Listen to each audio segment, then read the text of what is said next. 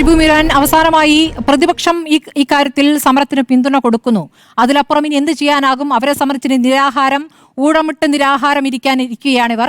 ഈ പറഞ്ഞതുപോലെ 2% താഴെയാണല്ലോ ഇവരുള്ളത്. ഈ 450 പേർ എത്ര ദിവസം നിൽക്കും?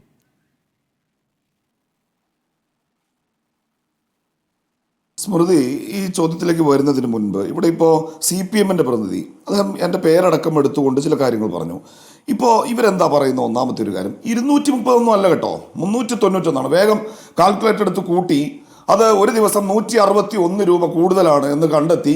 ആ സമരത്തിൽ പങ്കെടുക്കുന്ന KP റോസമ്മയെ അധിക്ഷേപം, നിങ്ങൾ ഇത്ര നേരം പുലമ്പിയില്ലേ 231 നിങ്ങൾ കഴിഞ്ഞ മാസം 391 വാങ്ങിയില്ല. ഞാൻ എല്ലാ ദിവസവും രാവിലെ 391 രൂപ ഈ CPM നേതാക്കന്മാരുടെ കയ്യിലേക്ക് തരാം.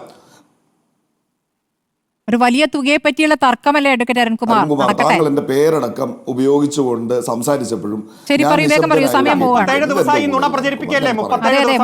ദിവസമായി നുണയും നുണയ്ക്ക് പിന്നാലെ നിരാഹാരം പ്രചരിപ്പിക്കുന്നത്.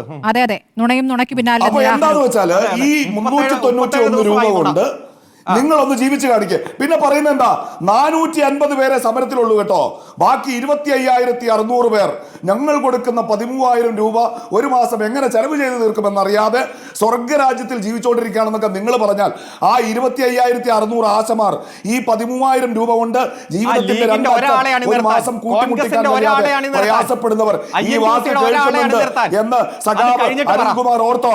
ഇനി ഹരിയാനയിലെ സമരം ഒന്നും മിണ്ടാതിരി അരുൺകുമാറെ. താങ്കൾ പറയുമ്പോൾ ഞാൻ മിണ്ടായിരുന്നല്ല. ഞാൻ പറയട്ടെ, താങ്കൾ ഊഴ വരുമ്പോൾ താങ്കൾ പറയുന്നേ, ഹരിയാനയിലെ സമരം കേന്ദ്ര സർക്കാരിനെതിരെയായിരുന്നു. പീപ്പിൾ ഡെമോക്രസി ഇവിടുത്തെ മാധ്യമങ്ങൾ റിപ്പോർട്ട് ചെയ്യുക. അവിടുത്തെ അന്നത്തെ മുഖ്യമന്ത്രിയായിരുന്ന അനിൽ വിജ് സമരക്കാരുമായി ചർച്ച നടത്തിയെന്ന്. അവിടുത്തെ സംസ്ഥാന മന്ത്രി എന്തിനാ പിന്നെ നിങ്ങളുടെ സമരക്കാരോട് ഹരിയാനയിൽ അവിടെ പിന്നെ അംബാലയിലും പഞ്ച്കുളയിലും ഒക്കെ ഒന്ന് ചർച്ച നടത്തിയത് എന്തിനാ? നിങ്ങളൊന്ന് പറഞ്ഞ് ചണ്ഡീഗഡിലൊക്കെ ചർച്ച നടത്തിയത് എന്തിനാ? കേന്ദ്ര സർക്കാരിനെതിരെയാണ് സമരമെങ്കിൽ സംസ്ഥാന മുഖ്യമന്ത്രിയോട് നിങ്ങൾ എന്തിനാ ചർച്ച നടത്താൻ പോയത്? നിങ്ങൾ 26,000 ആവശ്യപ്പെടുമ്പോൾ അത് ഇരു ഗവൺമെന്റുകളോടുമാണ് ആവശ്യപ്പെട്ടത്. ഇവിടുത്തെ ആശമാരും അത് തന്നെ ആവശ്യപ്പെട്ടുകൊണ്ടിരിക്കുന്നത്. ഇത് നിങ്ങളെന്താ മനസ്സിലാവാത്ത? അപ്പൊ ഇവരെ അധിക്ഷേപിച്ചത് കൊണ്ടായില്ല അരുൺകുമാർ, മാധ്യമങ്ങൾ വിമർശിച്ചുകൊണ്ട് ആയില്ല, അവരെണ്ണം കുറവാണ് എന്ന് പറഞ്ഞത് കൊണ്ടും ആയില്ല.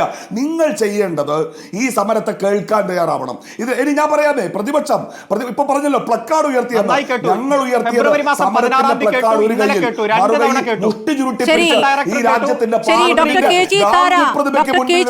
ഈ സമരം നിരാഹാര സമരം ഉദ്ഘാടനം ചെയ്ത് പറഞ്ഞ വാചകങ്ങൾ കൊണ്ട് ഈ ചർച്ച അവസാനിപ്പിക്കാമെന്ന് തോന്നുന്നു. ഈ ഭരണകൂടത്തിനെതിരായി ഒരു 100 ചൂട്ടുവിരലുകൾ ഉയർന്നു വരും.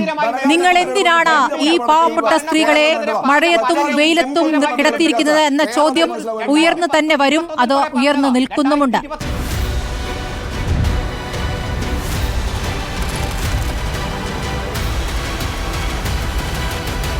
ഡിബേറ്റ് വിത്ത് സ്മൃതി പരുത്തിക്കാട്.